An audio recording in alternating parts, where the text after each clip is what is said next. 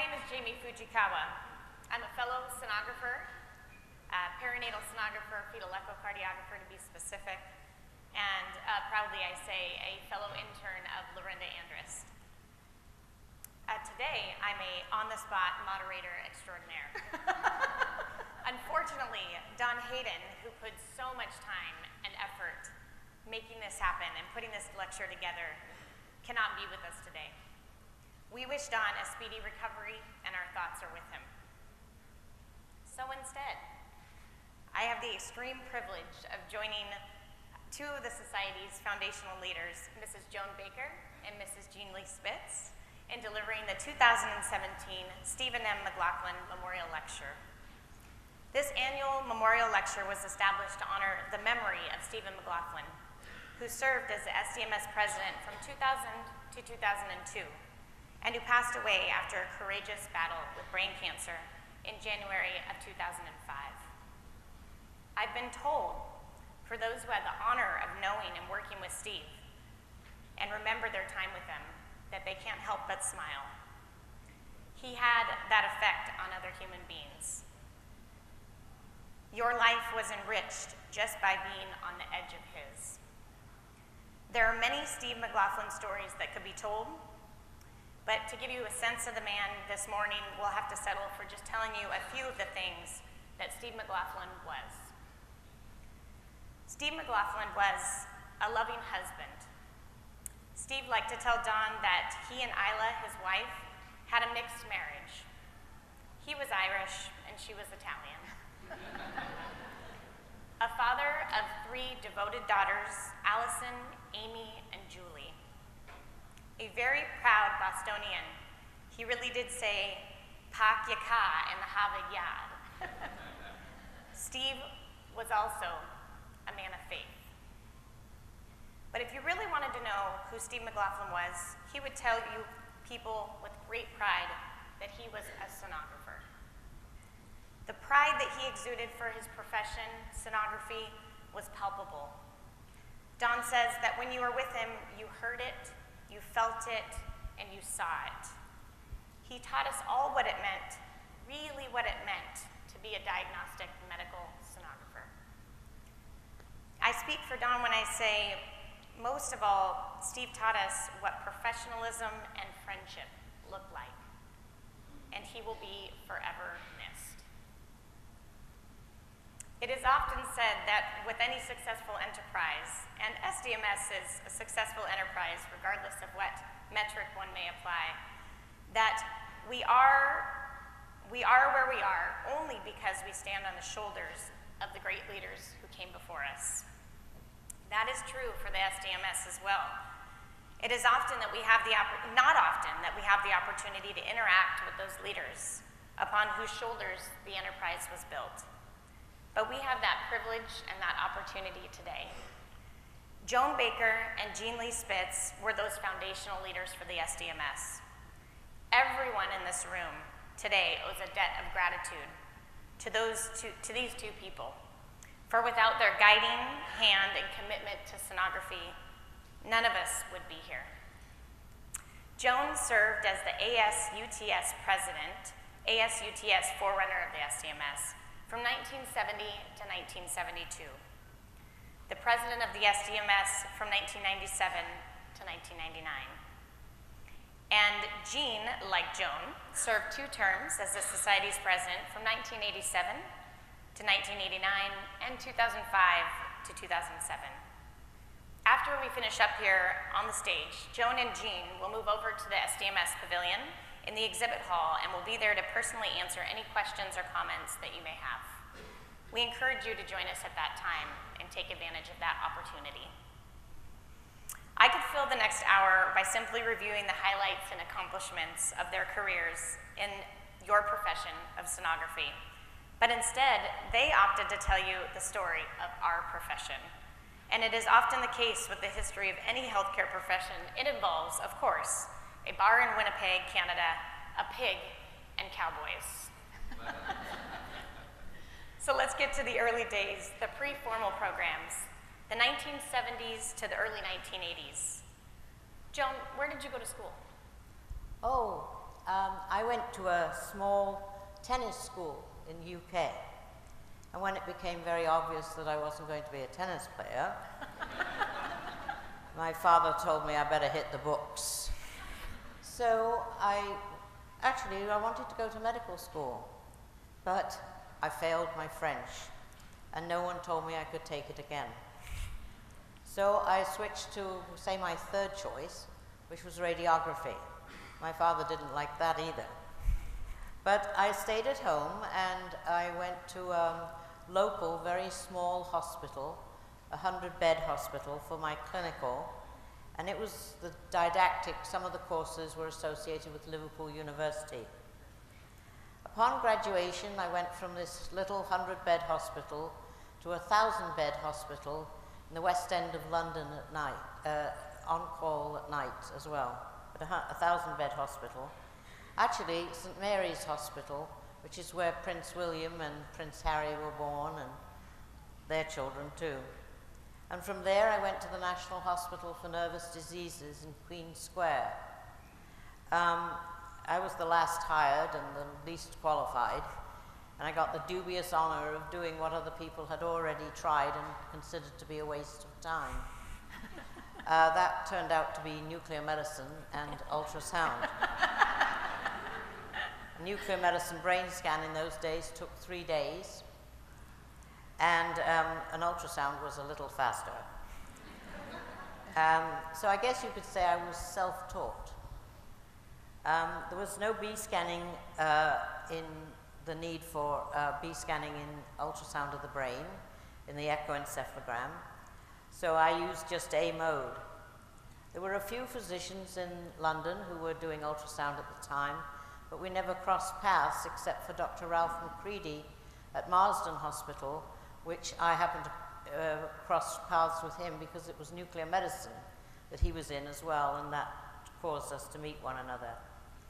There were no real medical specialties involved in ultrasound. Dr. Holmes, Joe Holmes from Denver, he was a urologist. And then there was Dr. Gramiak in the Midwest, and he was a radiologist, but he was doing echocardiography. And there was John Wild, and he was doing everything, so every specialty. So I received a letter from a Dr. Leslie Zatz in neuroradiology at Stanford Medical Center, and he invited me to his department of neuroradiology to do ultrasound and radiography, special procedure type radiography, and I was on a saprostine iron only grant in cerebral blood flow. I was 23 years of age. I knew nobody west of the Rockies, west of the west coast of the United Kingdom. But I realized that Stanford must be a very powerful place because I got my green card and all the paperwork and passports and everything in less than 8 weeks to come to America. And I arrived at Stanford. I could tell you lots of stories about my impressions when I first arrived, but we'll save that. And Dr. Zatz greeted me, and he said, "We found the on-off switch." And I went, oh. I'd been scanning 5 years by then, and I got a little further than that. There was no gel, only mineral oil. You couldn't make a telephone call in the department. You dropped the phone. We used Polaroid film, and you could really get high on that goop that you gooped them with. But there were no... There were some physicians in the non-physicians in the early 70s who either volunteered or they were designated by their employer to work this new piece of equipment they had just purchased. And they had no resources. They had nowhere to go to get, there was no textbooks, there was nothing. They were just sort of told, there it is, do your best. So I invited them to my home to stay with me and my husband, and we would I'd take them to work every day in the morning, and in the evening we would go around the kitchen table and my husband would teach them physics. and that's why I called them the kitchen table gang, because they really were. That's where they learned, was around the kitchen table. And they would go back to their institutions after this short little spell of ultrasound, piled into them on a 24/7 type of basis, and try and duplicate what they had learnt with me. So what was your experience, Jean? I hope it was more than that. Oh, I remember the Polaroid goop and the mineral oil for sure. But I was pre-med. I graduated from college, and I was working as a research assistant at the University of Mississippi in the Department of OBGYN. And the chairman had heard about ultrasound and asked me to do a literature search. So I went down to the library and did a literature search. Most of the literature was coming from England and Europe at that point. And he took what I had produced down to radiology and said, you know, I think we ought to buy this new equipment. I think this would be a great idea. And radiology was like, no way. Nothing, there's no future in it. We don't want it. We don't need it. If you want it, you can buy it. And I had gotten interested in it, and he had gotten interested in it, so he decided to buy it. And he sent me to Denver to work with Dr. Joseph Holmes for 3 months. So I went to the University of Colorado and spent 3 months just hanging out in the lab. And I came back to Mississippi, and they had bought Pico equipment, and they used Unirad equipment in Colorado. So I literally did not know how to turn it on when I got back. And a lot of doctors and nurses gathered around. They wanted me to demonstrate the equipment, and one nurse volunteered, and I started scanning her, and she said, mud. I was like, oh my gosh, I don't even see your uterus. And she said, uterus? I had a hysterectomy a couple of years ago. I didn't know I needed one. I was like, ah. So that was how I learned ultrasound, and I so often wish that I'd had the education that I later helped provide to students. But I left Mississippi after about 2 years, at which point radiology wanted the equipment, begged for the equipment, finally got the equipment. But I left Mississippi, went to the University of Rochester Strong Memorial Hospital, was there for 4 or 5 years, and then by 1978, I was in Oklahoma City as director of their new baccalaureate program. So that's how I got started. And Joe, you worked as a research assistant as well. I mean, a lot of the early sonographers were like me. We were research assistants and just happened to get into it. And you were too. Tell me about that story. Oh, the famous story, the pig story. Well, I was at Stanford Medical Center in 1965. And this was shortly after I came to the United States. And we received this very large machine from a local supplier, none other than Hewlett-Packard. And it filled a 10 by 10 foot room, the whole piece of equipment. There was barely room for anything else. And what we were told to do was to do some experiments to identify the anatomy as we saw it on an ultrasound slice with the actual real thing. So we started out with a dog. I put the dog under the machine, and this was an automated machine, actually. You didn't hold the transducer with this machine. This was before that. And we got all these artifacts because of the shape of the dog's body. So then we tried a calf, and the calf was not very stable, lying on its back, trying to make these things. So we moved, I think the next thing that went under there was me, but they promised me they wouldn't sacrifice me at the end of the study. So then we tried the next best thing, and that was a pig. And we put the pig under, and that showed a lot of promise, so we were quite happy with that. And so we put the animal to sleep, because we had to have living tissue, so we couldn't kill the animal first. We had to have living, and then we would sacrifice the animal at the end of the study. So we put this pig under, and I calculated the amount of diabutal that it was going to take to put this pig asleep. And you calculate it based on the weight. And I thought, oh my gosh, if I give the pig this much, it'll kill it right there on the table. So I cut back on the dose a bit. Well, that was my big mistake. The pig woke up in the middle of the ultrasound part, leapt off the table, pulled out the IVs, ran down the X-ray therapy corridor, looking for the outside world. I don't blame the pig at all. And so that is the Stanford Pig story that everybody has asked to hear about. So Joan, when did the ultrasound organizations get formed and why? Oh, okay. Well, let's start with the American Institute of Ultrasound in Medicine, right? AIUM, you all know. They actually started out as a society of physiatrists. These are people who do a lot of rehab medicine. And in fact, they met informally from about 1950 or the early 1950s. There was a company that manufactured a therapeutic ultrasound machine that actually paid for them to come to this meeting on an annual basis.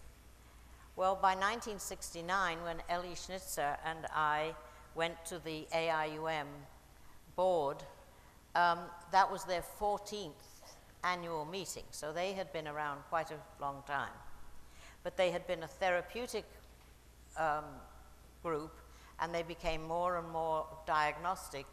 It started out with the Fry brothers getting involved in lesioning in the brain, and they wanted a place to present their work, and gradually the AIUM became diagnostic.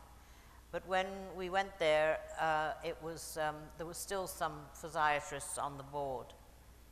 There were 252 members. 135 of them were at the meeting in Winnipeg, Canada, and it included 14 exhibitors. So we went to the board and said that we would like to form this organization of non-physicians and non-engineers. I don't know why we thought that since there was only 6 of us, that we should be represented. But we didn't really think about that. We just went and said what we wanted to do. And they told us that we were wasting our time, but then that was our choice. So if we wanted to waste our time, please go right ahead, which of course we did. And anyway, we formed this society, and we didn't want to get into the argument of what was a technician and what was a technologist, because it was very well defined in Canada, and you had to be very careful which one you used, depending on your background. So we used the term technical specialist and hoped that nobody would know what that meant. And then they would ask us, what did it mean? And that would be our great opportunity to give a sales pitch. Well, it didn't quite work out that way. But we were sort of born, if you like, around the, I'll be honest, I think it was the bar in Winnipeg, Canada. There were 6 of us. There were 3 Americans and 3 Canadians. And you knew Ellie. Yeah, Ellie Schnitzer, who was a co-founder of ASUTS, was from Oklahoma. And in Oklahoma, he's known as a rodeo champion, a cowboy. He was a phenomenal cowboy, which is not that uncommon in Oklahoma, but he was extraordinary in that respect. He was the sort of the right-hand man for Ross Brown, who was one of the pioneers in ultrasound. And Ellie and Ross Brown actually formed the first program in ultrasound. It was a program for high school graduates. They opened it in 1969. They took 3 high school graduates, and they just let them hang out in the lab for 2 years. And when I arrived in '78, 2 of those 3 high school graduates were still working sonographers in the hospitals in Oklahoma. The program that they started evolved into a 1-year program, hospital-based program for radiographers, and then into the bachelor's program at OU. So Ellie was the cowboy who worked with Joan at the bar in Winnipeg to create this. And Joan, I know that ASUTS had 3 presidents one year. Can you tell us about that? And also why you changed the name? Yes. Well, we met for many years with the AIUM. It was a joint sort of meeting, and we, meaning the ASUTS, provided the education aspects for one day, and then the AIUM provided the scientific content following it. At the first meeting after we formed the ASUTS, or formed the ASUTS, was in Cleveland in 1970. and we voted on a constitution and bylaws, which Ellie had written, and we kind of divvied up the responsibilities of the office, and I filed for the tax-exempt status, and we didn't get it. But Ellie was elected as president-elect, and Shale Harris as vice president, and Pat Nuss as the secretary, and that was the main board, and then there was regional representatives. But before Ellie could take office, he went commercial. And by the bylaws he alone had written, he couldn't serve as the president. So Shale Harris, according again to the bylaws, as vice president, took over the office. 2 short months later, he too went commercial.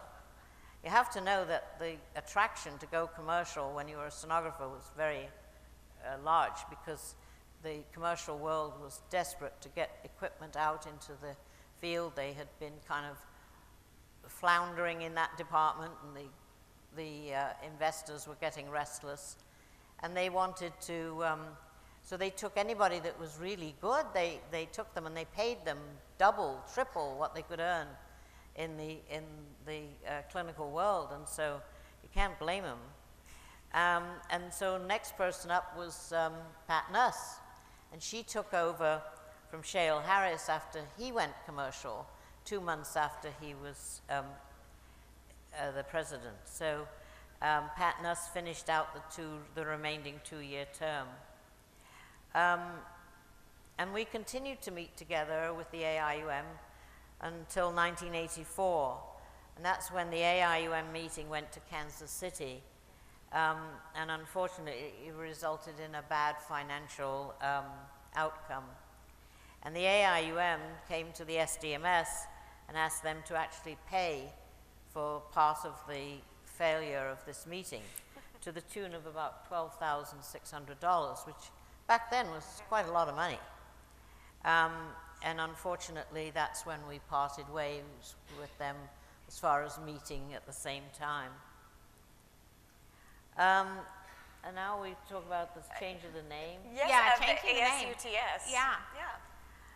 Well, the 1975 was the Winston-Salem meeting, and Bill McKinney, Dr. Bill McKinney, a neurologist from Winston-Salem, North Carolina, was running the AIUM section. And he was just a delight. He was trying to be very complimentary, and he got up on the podium and he said, "I really want to congratulate you ASUTS in what you have done." And we just stood at the back of the room and said, "The name has to change." Shirley Stiano, bless her heart, she's not with us anymore, but she said, "And what do we call them, ASMDs?" So we knew that we had to make a change.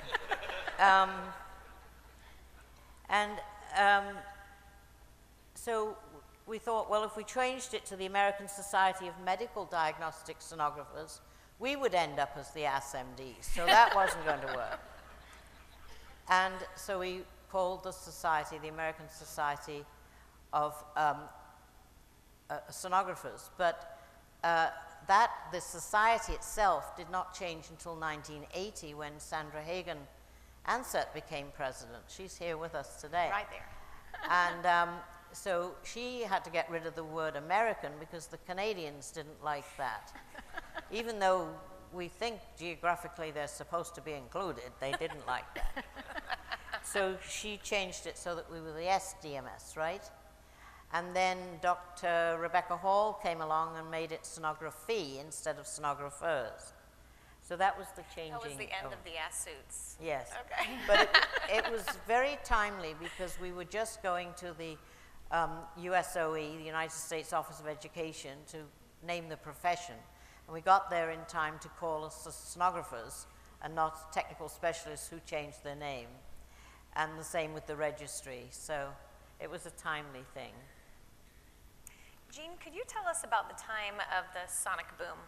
Okay, in the that period? sonic boom is what is refers to the 70s and early 80s, and it was a time period when ultrasound went from being in just 2 or 3 places in the U.S. to being in every hospital and most doctors' offices. I mean, the equipment sales were tripling or quadrupling every year, and we suddenly went from 4 or 5 or 6 sonographers to the need for thousands of sonographers. And physicians were catching on that this was a great way to image. A lot of physicians thought that they wouldn't need sonographers because physicians would be doing this in the future. But it was sort of a crazy time. There was no education per se. The commercial companies were very competitive, and they would publish pamphlets, and it was the pamphlets that we were using for education. It was the pamphlets that were coming from the commercial companies. The AIUM ASUTS meeting was the place to be because there's no education almost anywhere else. And so everyone came to sort of learn from each other. I remember in the 70s, there was like the year of the liver when everyone discovered the liver, and the year of the spleen when everyone discovered the spleen, and it was probably the late 70s before we had the year of the pancreas, and we actually knew we could actually image the pancreas. But the AIUM ASUTS meeting had great education like the meetings today, but if you walked into that meeting, it was very different. Some of you were there. But if you'd walked into the AIUM ASUTS meeting, you didn't see very many people under 40. I mean, it was all early career physicians, young sonographers. There are a few pioneers. I met Dr. John Wild in San Diego and corresponded with him for a while, and he owned his name, let me tell you. But he was a neat guy. And, you know, there was, in the exhibit hall, the other thing that was different is if you walked into the exhibit hall in the 70s at an AIUM meeting, you never knew what you were going to see. I mean, the equipment went from bistable to grayscale black on white to grayscale white on black to real time. I mean, one year there's even a hologram piece of equipment in the exhibit hall. You never knew what you were going to see. And the commercial competition was very, very high. And there was a lot of espionage. Joan, tell us about the industrial espionage during that period. Oh, yes. There was one of the leading ultrasound companies. Equipment was on its way to the conference when the driver of the truck was paid off not to get there. And he parked his rig on the off-ramp of an interstate. And there was a sign in the booth that said that the equipment had been lost in transit. Salesmen always wheeled the equipment that they had brought to the show into their bedrooms at night because people would go in and take out a breadboard or fiddle with something so that the next morning the equipment didn't work. So it was really kind of nasty. Industrial sabotage was the name for it. Wow. And this was in the really early, the 70s, the early 70s, a lot of competition. There was also turf wars for several years. And they were very significant and had a negative impact, unfortunately, on our profession. They were really sort of physician battles, and the sonographers were being used as pawns. For example, radiology took on turf wars with cardiology, and I'm sure some of you say, yeah, it's still going today. But the radiologist wanted to have the cardiologist only reimbursed 80% instead of 100% for cardiac catheterization. Well, that's nothing to do directly with ultrasound, but it took over the time that we tried to spend getting the document of essentials written. And the reason for it was that the radiologist interpreted the studies that the cardiologist did. There was a reason for it, but it was a turf battle that was outside of ultrasound but affected us. There was also, it took 6 years to pass this 3 pages of writing. And, you know, I don't know whether any of you know Peter Sellers, but he does some very funny songs, and this would have fit very well into his genre. Also, the JRC CVT came into being primarily because of turf issues. And so, you know, that's the way it was. Jean, what specific actions were taken to standardize sonography? You know, I think from the early years, we felt like we needed to standardize the education and certification for sonography, but because of the turf wars, the radiologists wanted all sonographers to be radiographers first, and the cardiologists obviously didn't go along with that, and so it was very difficult. In the first major hurdle was to declare sonography a separate profession. And we weren't sure we were going to get there, and we owe a deep debt of gratitude to Joan, because she fought that battle for us. And Joan, tell us about that, because that was one of the most important and one of the hardest first steps. Yeah, I think when people ask me what was the biggest thing that I was involved with, this is what I would quote, because it meant so much to so many. But this was to have recognition of the profession through the United States Office of Education. And that is what allows students to have grants, you know, and to go to school, to help pay for the school. This involved a 1-hour presentation and a Q&A for as long as they wanted to give it to you. And you had to walk up and swear and on the Bible and all this, just like you do in a court of law. And you could be asked any question on this great big D-ring binder that we had to submit ahead of time. I put 10 years on my life that day. The surgical techs were the ones that went up before I did, and they were torn off the podium. And I thought I was going to be torn off the podium as well, but fortunately I wasn't. I also had Marilyn Fay with me, who was the staff director of the JRC ERT, which was the X-ray people, and she'd been there, done that, and she was a very, very helpful, supportive person to have with you. The one thing they asked us was, how many sonographers do you think you'll need in 5 years, and how many in 10 years? And, well, it was obviously an educated guess, but I guessed 100,000 in 10 years, and we were very close to that. But anyway, once we got through that phase, we were then back with the American Medical Association and the branch of the AMA that is involved with accreditation. And they were put in control of all of the accrediting of all allied health fields. There were 23 of them at the time, and so sonography became number 24. And we were going through it at about the same time as what was known as the pump techs. But anyway, they were told by the manpower division of the AMA that it was going to be dissolved. They weren't to form any new occupations. They were to go under existing ones. And so the existing one that they wanted us under was, of course, radiology. And since we had the highest paid sonographer as a Cowboy, we did not want that.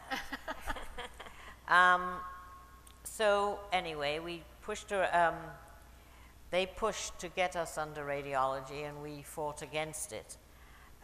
They also had to promote junior colleges or junior college programs, because these junior colleges were just being formed in 1970 all over the United States, and they had no programs. So they wanted to mandate that we be a 2-year program. We wanted a baccalaureate minimum. We wanted a 4-year minimum, but we couldn't get it. So we thought, oh, well, we'll get that later, and sometimes that's easier said than done. I think, looking back, maybe we should have fought a bit harder, but we didn't. And so once you get through that stage, you then have to identify what's called collaborating organizations. And they're the ones that have to, at their expense, send a member to the meetings to decide on the document of essentials, otherwise known as the standard and guidelines. And this is the sort of educational steps and process that you have to go through. You were on the education committee, I think. Yes. So tell us about education. Yeah, I'll never forget the first ASUTS Education Committee that I went to. It was the AIUM ASUTS Education Committee. And the moderator in the room and the loudest voices in the room were saying that sonography could never be taught in a school. It could only be taught one-on-one in an apprentice-type situation, that you had to go to hospitals and train. This is the way we did it. This is the way everyone else should do it. And I was sitting next, I not met, but I was sitting next to Mimi Berman, who is the program director at Downstate, and we kept looking at each other like, this is an education committee, and they don't believe in schools. I mean, this is crazy.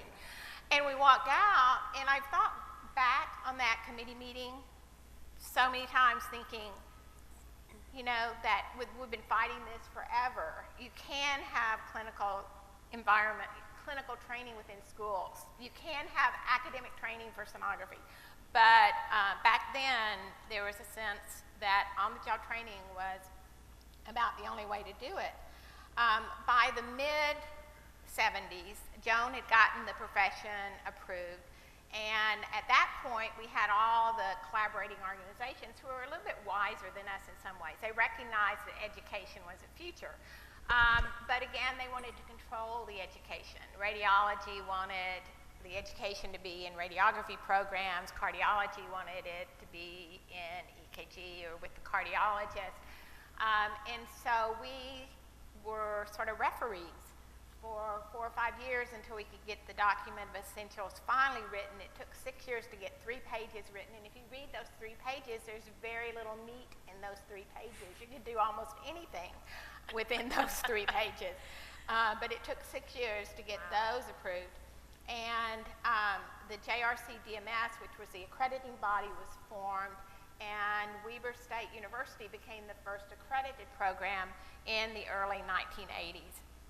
Accreditation very, very slowly became accepted as an education standard, but there were still far too few accredited programs. So registry eligible or registered became more of the requirement for hiring, and so the registry became more and more important. And Joan, you were involved with the registry during that same period when I was involved with that education. Yes, and sort of registry eligible is a non-existing classification. Yeah. Well, just like the Education Committee became the JRC DMS, the Examination Committee became the AR DMS, right? So, but the AMA was not willing, the accrediting section of the AMA was not willing to accept that all those that were practicing at the time were automatically grandfathered or given the credential. So they insisted that some form of testing had to go for everybody. So we came up with, if you were a member on or before, I think it was October the 6th, 1974, you were, you could take just the hands-on exam. This was an examination that was run literally hands-on with machines and patients, and then you didn't have to take the written. But if you were not a member, then you had to take the written exam, and when you successfully passed that, about 6 months later, you would get to take the hands-on exam. And all of us, including myself, in 1975 in Winston-Salem, in the morning, the 12 examiners for the rest of the people came in the afternoon, and we had to take our exam in the morning, and the physicians gave us the exam. So we did this hands-on scanning, and the sonographers did that part, and then there was a reading room which the candidate went into and could be asked anything on the films that the physician had brought. So we had a true competency-based exam.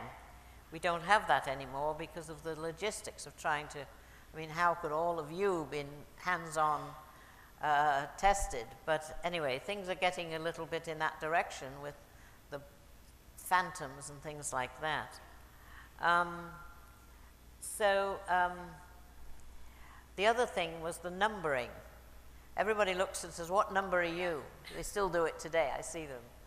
Well, we intentionally jumbled all the numbers, and nobody was allowed to be number 1, because they could put on their resume that they were the first. And when Joan Korfhagen became chairman of the registry, she rejumbled them so that there wasn't any chance that it could be misled. What did you see as far as establishing standards, though, within the profession? You know, the 70s was a very turbulent time, and I think we did the best we could, but on-the-job training became the major way of getting into the field for way too long, for a couple of decades. And I think we would be much farther along as a healthcare profession if we had established the baccalaureate degree as an entry standard back then. It was a critical juncture, and if we had a do-over, it would have been hard, but I wish we had fought that a little bit stronger. The lack of standardized education has hurt us in terms of allied health. The allied health fields are moving to the master's level or down to the junior college level, and there are very few of us left that even want to be at the bachelor's level. I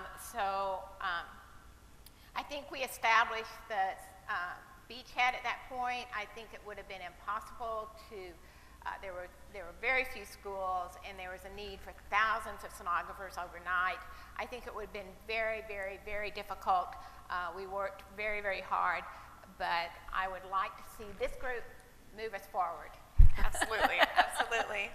Joan, could you talk a little bit about federal minimum standards? Oh, federal minimum, yes. Well,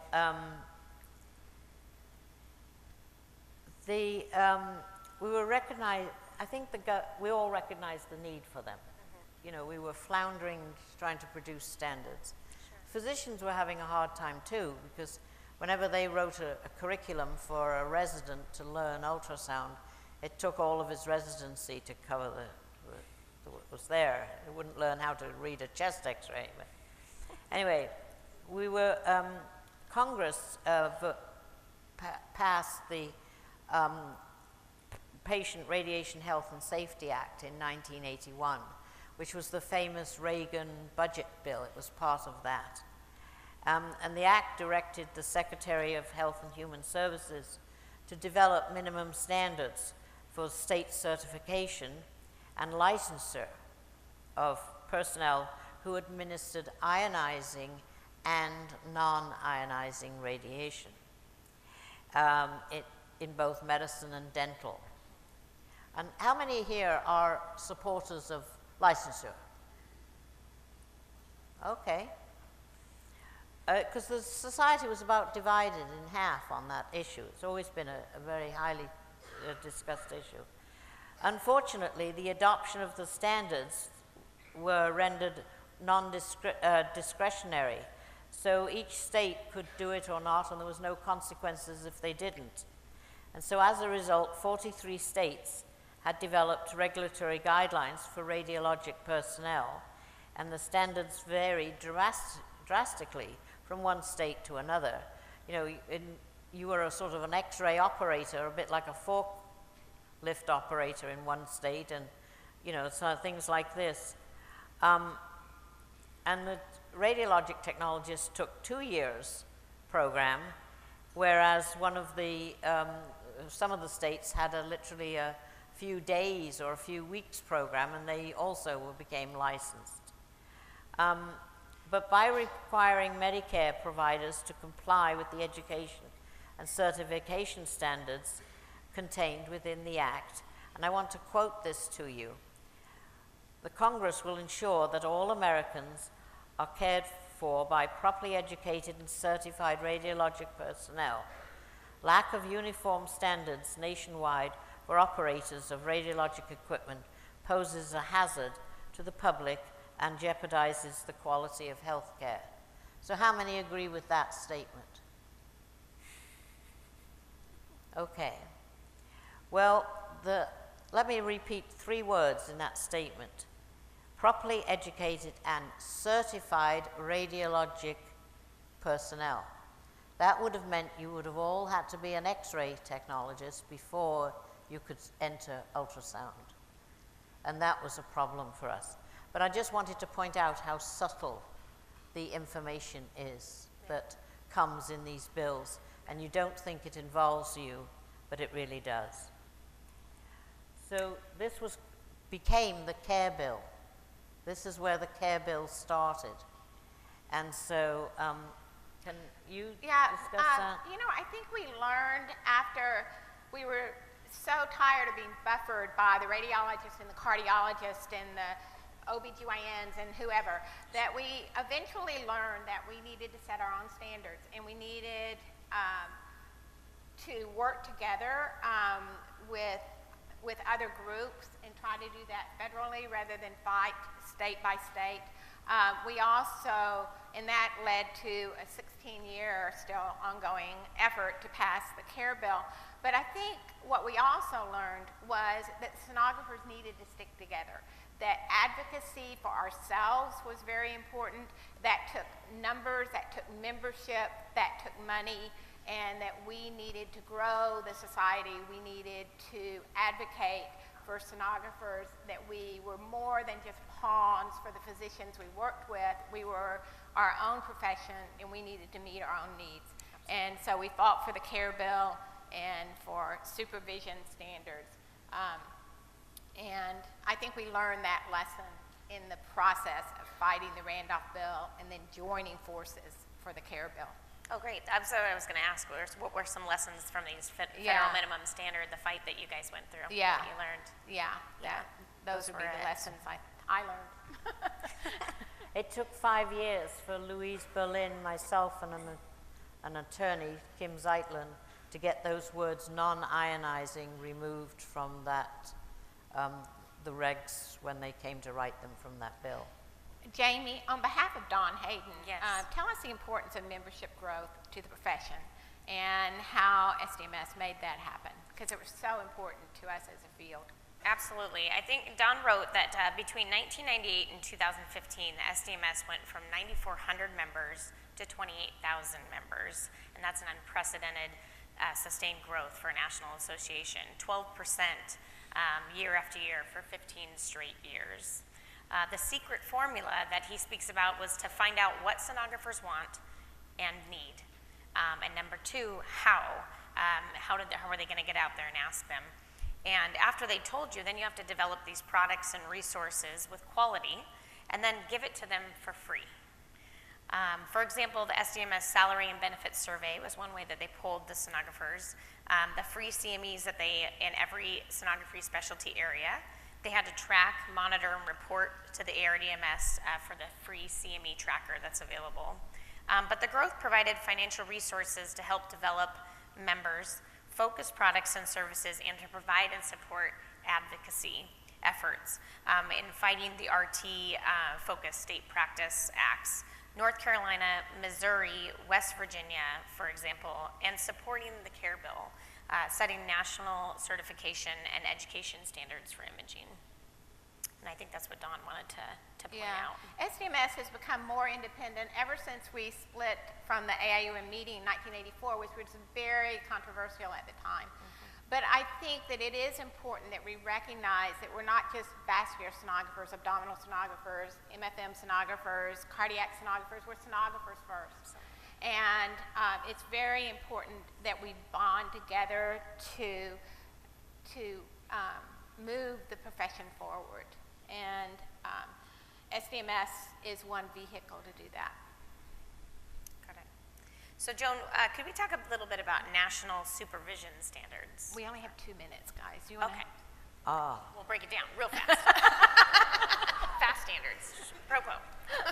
3 levels of supervision. We currently operate under general supervision.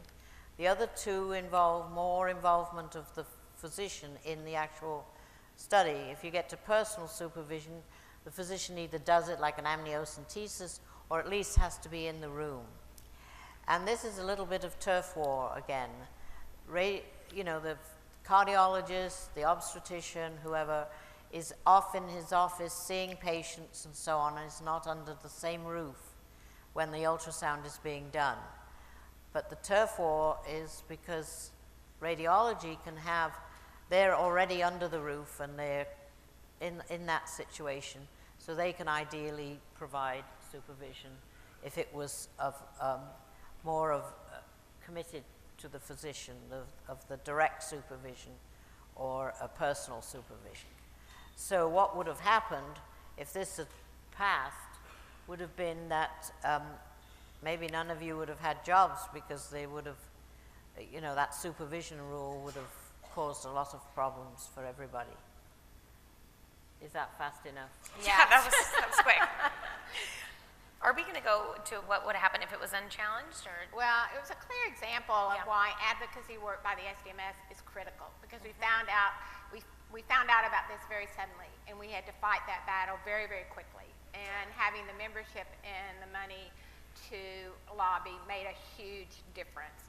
And so it's just an example of how binding together can fight these battles for us. So you want to wrap up, Jamie? It's a quick wrap up. I think it's so much history in one little thing. You know, on behalf of Dawn, I want to thank you for being here today. I don't know if all of you realize how rare of an opportunity it is to be able to reach out and physically touch the founders of your occupation. And that's what we get to do today. Ooh. And I am just honored.